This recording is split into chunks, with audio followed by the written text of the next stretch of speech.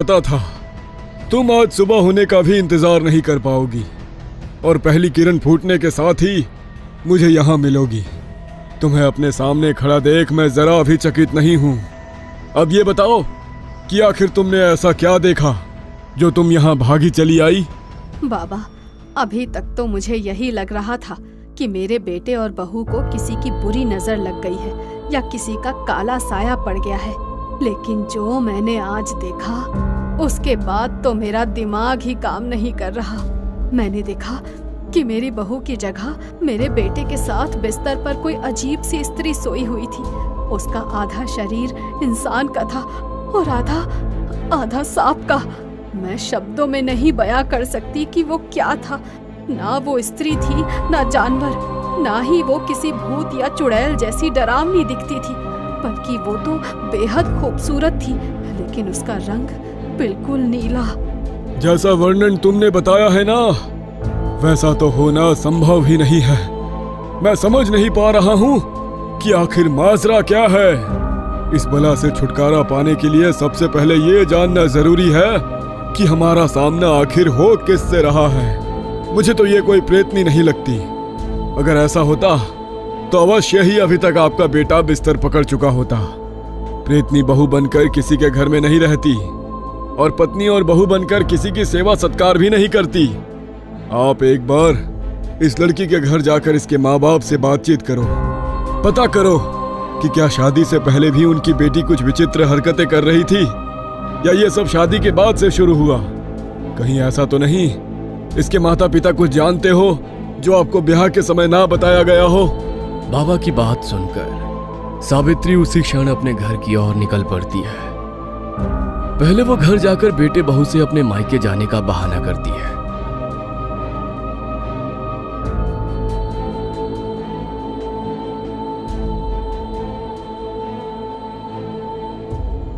और फिर सुगनी के गांव की ओर निकल पड़ती है।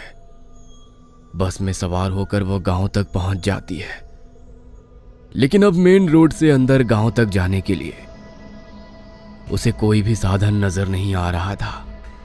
आसमान में सूरज भी ढलान पर था। तेज कदमों से सावित्री सुगनी के घर की ओर बढ़ने लगती है।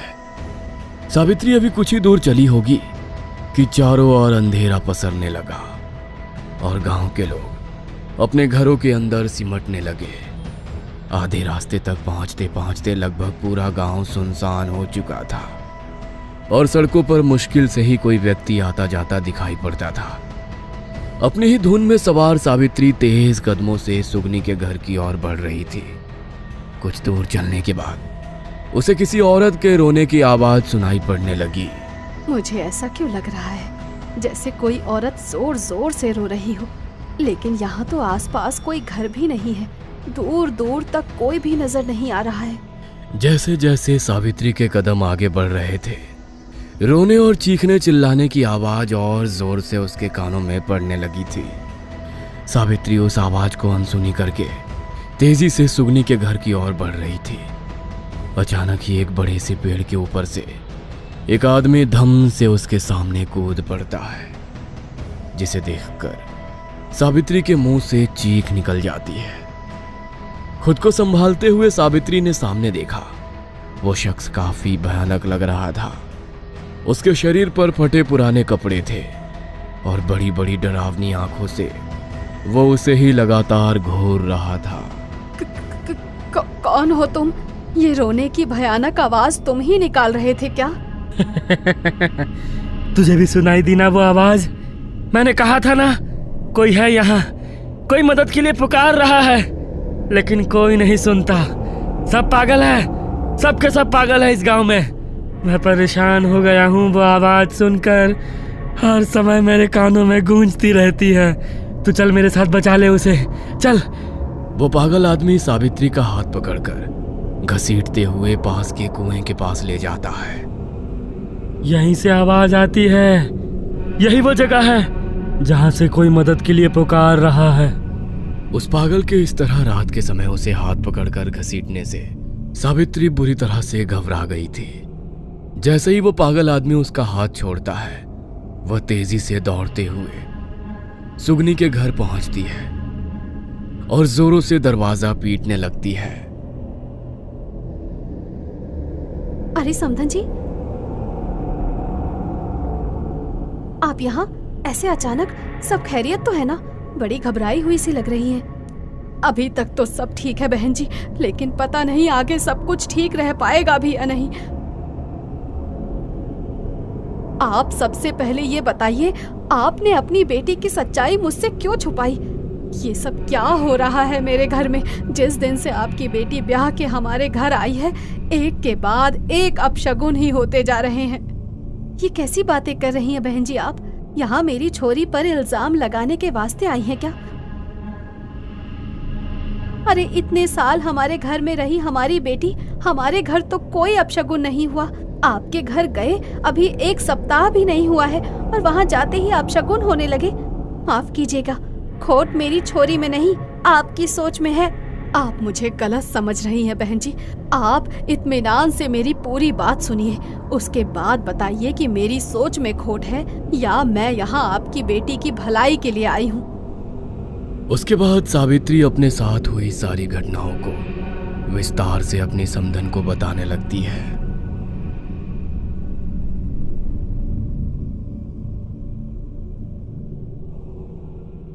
आपकी बातें सुनने के बाद मुझे याद आया, हाँ, शादी के 2 दिन पहले कुछ हुआ तो था हमारे घर में जो मुझे थोड़ा अखरा था। शादी के 2-3 दिन पहले सुगनी कुएं पर पानी भरने की जिद करने लगी। मैंने उसे बहुत समझाया कि बेटा ऐसे दिन ढले मटकी लेकर कुएं पर ना जाए। वैसे भी बड़े बुजुर्ग कह गए हैं कि ब्याह से कुछ रोज पहले ऊपरी हवाएं दूल्हा दुल्हन के पीछे लग जाया करती हैं।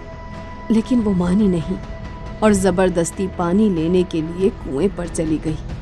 कुएं से जब पानी लेकर लौटी तो चेहरे पर गज भर का घूंघट किए हुए थी। उसका ऐसा हुलिया देखकर मेरा माथा ठनका और मैंने उससे पूछा कि ये घूंघट किस लिए किया हुआ है, लेकिन उसने मेरी बात का जवाब नहीं दिया। जब मैंने उसका घूंघट हटाने की कोशिश की तो ऐसा लगा जैसे मुझे बिजली का झटका लग गया हो। उसके बाद जब उसने घूंघट खोलकर चेहरा दिखाया तो यकीन ही नहीं हुआ कि वो हमारी सुगनी ही है। उसका चेहरा ऐसे चमक रहा था जैसे चंद्रमा का तेज उसके चेहरे में समा गया हो। उस समय तो मैंने यही समझा कि शायद ब्याह की खुशी छोरी के चेहरे से टपक रही है, लेकिन बाद में उसकी हरकतें कुछ अटपटी सी लगने लगी। शादी में होने वाली किसी भी रस्म में भाग लेने से उसने साफ इनकार कर दिया, खासकर उन रस्मों में जिनमें पूजा पाठ होती है। मैंने लाख समझाया लेकिन वो जैसे अपनी बात पर अड़ी खड़ी थी, कुछ सुनना ही नहीं चाहती थी। किसी तरह से उसे हल्दी लगाई और फिर ब्याह के दिन जोड़ा पहनाकर तैयार कर दिया। आज तो कुएं से पानी लेने में मुझे बहुत देर हो गई। अंधेरा होने लगा है और आसपास कोई दिखाई भी नहीं दे रहा। जैसे ही मुनिया पानी खींचने के लिए कुएं में अपनी बाल्टी डालती है, उसे किसी महिला के जोर जोर से रोने की आवाज सुनाई देने लगती है। हाय दैया, किसके रोने की आवाज आ रही है? यहाँ आसपास तो कोई नजर नहीं आ रहा। कोनो भूत चुड़ैल है का आसपास? जल्दी से एक घड़ा पानी ले लेती हूँ और अपने घर की तरफ निकल जाती हूँ। यहाँ का माहौल कुछ ठीक नहीं लग रहा। ऐसा सोचकर वो महिला जैसे ही बाल्टी को ऊपर खींचने लगती है, उसे एक बार फिर से किसी औरत के चीखने की आवाज सुनाई देती है। हमका तो लागत है ये रोने की आवाज इस कुएं से ही आ रही है। कुएं के अंदर दिखाई तो कोई नहीं दे रहा।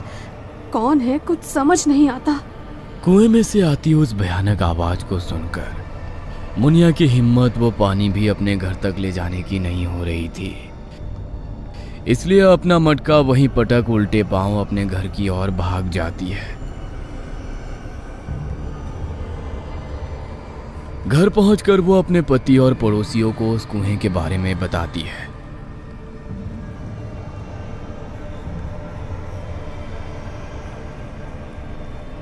मुनिया की बात सुनकर गांव के लोग कुएं तक आते हैं और वहां खड़े होकर आवाज सुनने की कोशिश करने लगते हैं। अरे क्या उठ पटांग बातें बना रही हो? हमको तो कोई रोने की आवाज सुनाई नहीं दे रही। तुम्हारा कान बज रहा है। बता रहे हैं शहर जाकर इलाज कराओ। हाँ। अरे नहीं नहीं, हम झूठ नहीं बोल रहे, बहुत अच्छे से सुने थे। अरे कोई लड़की बहुत बुरी तरह चीख चीख कर रो रही थी, कह रही थी निकालो हमको यहाँ से, बचा लो।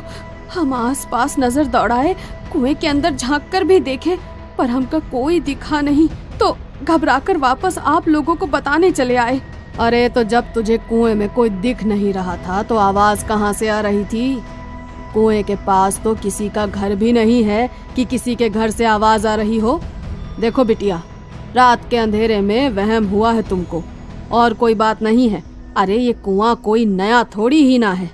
60 साल से तो हम इस कुएं से पानी भर रहे हैं। हमको तो आज तक कोनो चुड़ैल भूत नहीं दिखाई दिया। आप लोगों को मानना है तो मानो, ना मानना हो तो जाने दो। हम तो आज के बाद इस तरफ आएंगे नहीं। यूं तो गांव में किसी और को उस कुएं पर कुछ भी असामान्य नहीं दिखा था, लेकिन जिस दिन से मुनिया ने कुएं में से किसी के चिल्लाने की आवाज वाली बात कही थी, अंधेरा होने के बाद लोग उसके आसपास से डरने लगे थे। अम्मा, हमको लगता है कोई कुआं में गिर गया। ऐसे कैसे? तुझे किसने कहा? तूने किसी को गिरते हुए देखा क्या? हम दोपहरी में कुआं के पास खेल रहे थे, तभी कुएं में से किसी के चिल्लाने की आवाज आने लगी। छोटू की बात सुनकर गांव के कुछ लोग एक बार फिर से कुएं के पास जमा हो जाते हैं और आसपास घूमकर पता करने लगते हैं कि क्या पिछले कुछ दिनों से गांव का कोई व्यक्ति गायब है जिसके गिरने की आशंका हो। गांव के लोग बहुत खोजबीन करते हैं, किंतु ऐसा कोई भी व्यक्ति नहीं मिलता जो गांव से लापता हो या जिसके कुएं में गिरने की आशंका हो।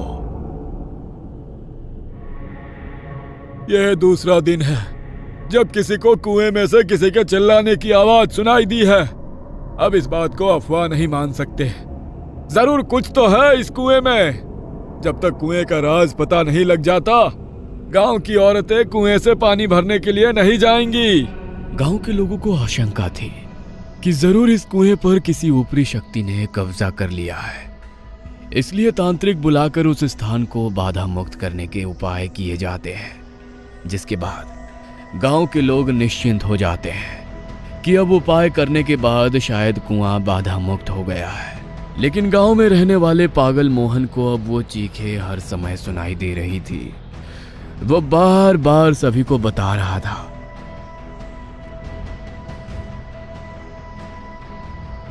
लेकिन कोई भी उसकी बातों पर ध्यान नहीं दे रहा था। बहन जी, लगा तो मुझे भी था कि छोरी का व्यवहार बदला हुआ सा है, लेकिन ब्याह के घर में इतने काम थे कि 2 घड़ी उसके पास बैठकर उससे कुछ पूछ ना सकी। विदाई के बाद मैं तो जैसे ये सब बातें भूल ही चुकी थी, लेकिन आपकी बातों से मुझे ये सब फिर से याद आ रहा है। आपने कहा था बहू कुएं पर गई थी और उसके बाद से कुछ बदल सी गई। हो ना हो उस कुएं पर वाकई कुछ तो जरूर है। मैं जाकर सब बाबा को बताती हूँ। अब तो बाबा ही इस पहेली का हल बताएंगे। मेरा तो दिमाग काम नहीं कर रहा।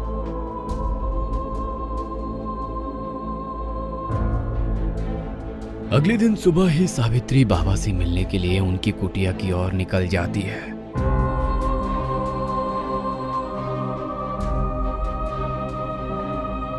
जैसा मैंने समझाया था, अपनी बहू सुगनी का शादी से पहले का कोई कपड़ा लेकर आई हो या नहीं? हाँ बाबा, ये लो। समधन जी ने बताया कि विदाई से 2 दिन पहले सुगनी कुएं पर पानी भरने गई थी और जब वहां से लौटी तभी से वो कुछ अजीब सा व्यवहार कर रही है। इसके अलावा एक और बड़ी अजीब सी बात पता चली। जब मैं गांव में पहुंची तो मुझे एक कुएं से किसी औरत के चिल्लाने की आवाज सुनाई दी। ये वही कुआं था जहां सुगनी पानी भरने गई थी। इतना ही नहीं, मुझे वहां एक पागल आदमी भी मिला जो कह रहा था कि पिछले 10 साल से उसे किसी के रोने की आवाज लगातार सुनाई दे रही है। बाबा, ये पहेली तो उलझती ही जा रही है। कुछ समझ नहीं आ रहा कि आखिर हो क्या रहा है। चिंता मत कर, तू घर जा। यह सब उतना आसान नहीं जितना हम समझ रहे हैं। मुझे कुछ मंत्र क्रिया करनी होगी उसके बाद ही मैं इस पहेली को समझ सकूंगा। मैं अपनी तरफ से पूरी कोशिश करूंगा। तब तक तुम सावधान रहना। अभी तक तेरी बहू बनकर तेरे घर में रह रही उस शक्ति ने किसी का अनिष्ट नहीं किया है। मुझे ऐसा लगता है कि जब तक तुम उसे कुछ कहोगी नहीं, वो किसी के साथ बुरा नहीं करेगी। इसलिए तुम उसके साथ कोई भी इधर उधर की बातें मत करना। जितना हो सके दूर रहना उससे। ठीक है बाबा, जैसा आप कहें।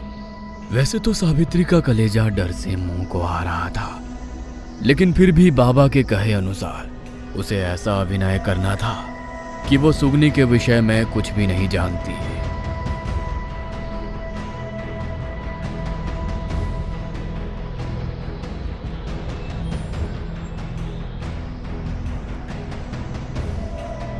घर पहुंचकर बहू, रे बहू, बहुत थकान हो गई है बेटा, ला जरा चाय तो पिला दे।